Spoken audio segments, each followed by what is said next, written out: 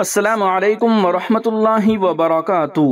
Uniform یا secular civil code ناقابل عمل، ناقابل قبول۔ آل انڈیا مسلم پرسنل لا بورڈ آل انڈیا مسلم پرسنل لا بورڈ یوم آزادی کے موقع پر وزیر اعظم کے ذریعے سیکولر سول کوڈ اور کمیونل سول کوڈ کا شوشہ چھوڑنے کو ایک فتنہ قرار دیتا ہے اور یہ واضح کر دینا ضروری سمجھتا ہے کہ مسلمان کسی بھی قیمت پر قانون شریعت یعنی مسلم پرسنل لا سے دستبردار نہیں ہو سکتے۔ آل انڈیا مسلم پرسنل لا بورڈ کے ترجمان ڈاکٹر سید قاسم رسول الیاس نے ایک پریس بیان میں وزیر اعظم کے ذریعے یوم آزادی پر کی گئی تقریر میں سیکولر سول کوڈ اور کمیونل سول کوڈ کا شوشہ چھوڑنے پر سخت حیرت و استعجاب کا اظہار کرتے ہوئے اسے ایک سوچا سمجھا فتنہ قرار دیا ہے۔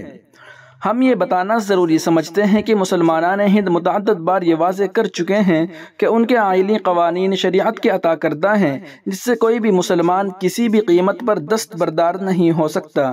خود ملک کی مقننہ نے شریعت اپلیکیشن ایکٹ 1937 کو منظوری دے کر اور دستور ہند میں مذہب پر چلنے، اس کے مطابق زندگی گزارنے نیز اپنے کلچر کے تحفظ کو ایک بنیادی حق قرار دیا ہے۔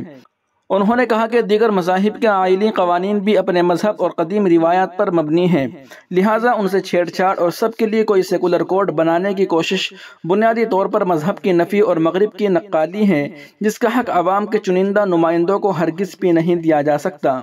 ملک کے دستور کا بار بار حوالہ دیتے وقت اس بات کو نظر انداز کر دیا جاتا ہے کہ یونیفارم سول کوڈ کا ذکر دستور کے باب کے رہنما اصولوں میں کیا گیا ہے۔ اس باب میں درج تمام ہدایات لازمی اور ضروری نہیں ہیں اور نہ ہی وہ عدالت کے ذریعے نافذ العمل، نیز باب میں درج بنیادی حقوق کو ان پر بالادستی حاصل ہے۔ ہمارا دستور ایک ایسا وفاقی سیاسی ڈھانچے اور رنگا رنگی پر مبنی معاشرے کا تصور دیتا ہے جہاں مذہبی فرقوں اور تہذیبی وحدتوں کو اپنے مذہب پر عمل کرنے اور اپنی تہذیب و تمدن کو برقرار رکھنے اور اپنے پرسنل لاز پر عمل کرنے کا حق حاصل ہے۔ آل انڈیا مسلم پرسنل لا بورڈ کے ترجمان نے آگے کہا کہ وزیر اعظم کا دستوری لفظ یونیفارم سول کوڈ کے بجائے سیکولر سول کوڈ کا استعمال بھی دانستہ اور فتنہ انگیز ہے۔ وزیر اعظم نریندر مودی اچھی طرح جانتے ہیں کہ یونیفارم کا مطلب ہے پورے ملک اور تمام مذہبی وغیرہ مذہبی طبقات کے لیے ایک ہی سول کوڈ ہو اور کوئی بھی اس سے مستثنیٰ نہ ہو۔ ظاہر ہے کہ اس میں اس کی گنجائش نہیں ہوگی کہ کسی طبقے یا ذات کو اسے باہر رکھا جا سکے، چاہے وہ ملک کے ادیباسی ہی کیوں نہ ہوں، لیکن جب صرف قانون شریعت سے ہی کھلواڑ کرنا پیش نظر ہو تو دوسرے طبقات کی ناراضگی کیوں مول لی جائے۔ مذاہب پر مبنی آئینی قوانین کو کمیونل کہہ کر وزیر اعظم نے نہ صرف یہ کہ مغرب کی نقالی کی ہے بلکہ مذہب پر عمل کرنے والے ملک کی غالب اکثریت کی اہانت بھی کی ہے جس کا تمام مذہبی طبقات کو سخت نوٹس لینا چاہیے۔ آل انڈیا مسلم پرسنل لا بورڈ یہ واضح کر دینا بھی ضروری سمجھتا ہے کہ جو لوگ کسی بھی مذہبی بندش سے آزاد ہو کر اپنی آئینی زندگی گزارنا چاہتے ہیں ان کے لیے پہلے ہی سے اسپیشل میرج ایکٹ 1954 اور انڈین سکسیشن ایکٹ 1925 موجود ہے، لہٰذا شریعت اپلیکیشن ایکٹ اور ہندو قوانین کو بدل کر سیکولر کوڈ لانے کی کوئی بھی کوشش قابل مذمت اور ناقابل قبول ہوگی۔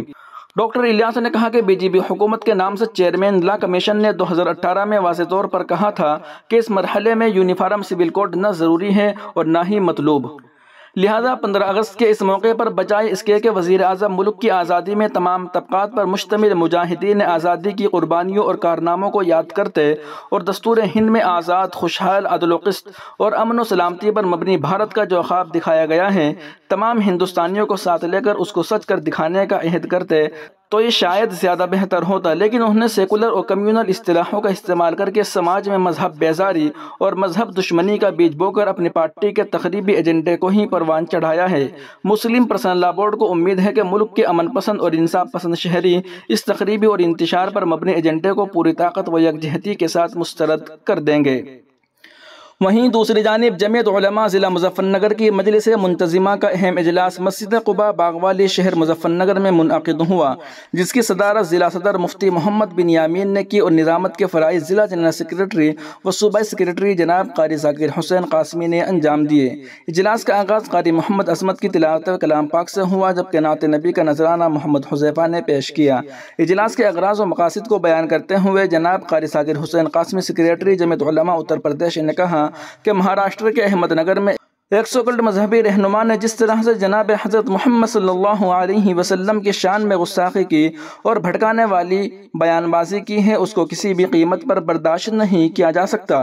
مسلمان اپنے پیغمبر اسلام حضرت محمد صلی اللہ علیہ وسلم کی شان میں ذرہ برابر گستاخی بھی برداشت نہیں کر سکتا۔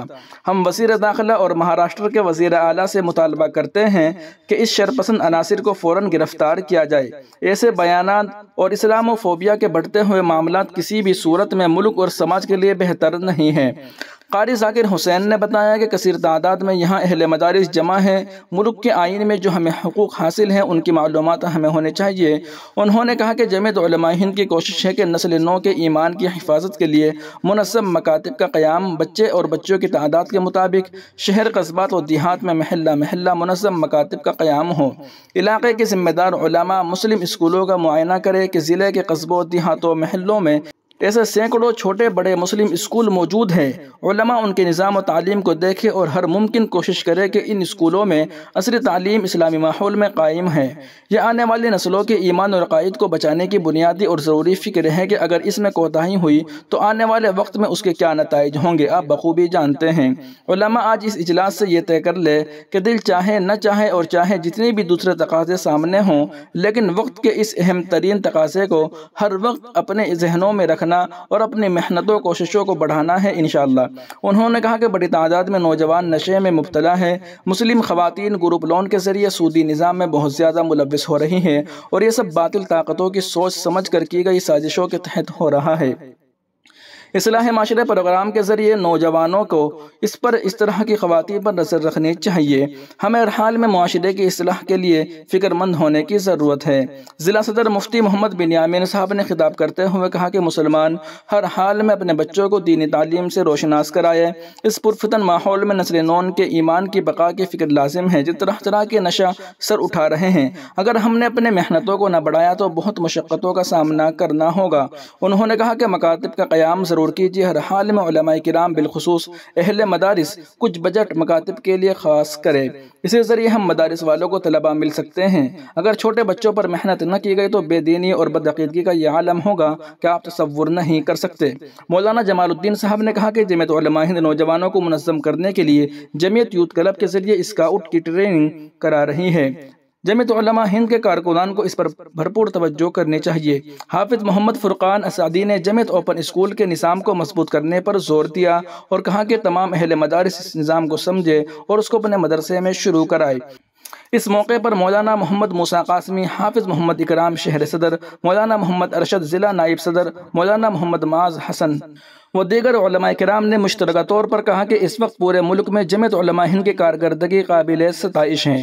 جمعیت علماء ہند کے صدر محترم قائد ملت حضرت مولانا سید محمود مدنی صاحب جس طرح ہر محاذ پر فکر مند ہے، اوقاف کے مسائل ہوں، موب لنچنگ، اسلاموفوبیا، نوجوانوں کی تربیت، بالخصوص نوجوان علماء کو ورکشاپ کے ذریعے ان کی شخصیت سازی، تدریب المعلمین، دینی تعلیمی بورڈ کے ذریعے مکاتب کے نظام کو سمجھانے کے لیے ورکشاپ و ہزاروں بے گناہوں کے مقدمات کی پیروی بڑے عظیم کارنامے ہیں۔ ضرورت اس بات کی ہے کہ جمعیت علماء ہند کی تحریکات کو پوری مستعدی کے ساتھ عملی جامہ پہنایا جائے۔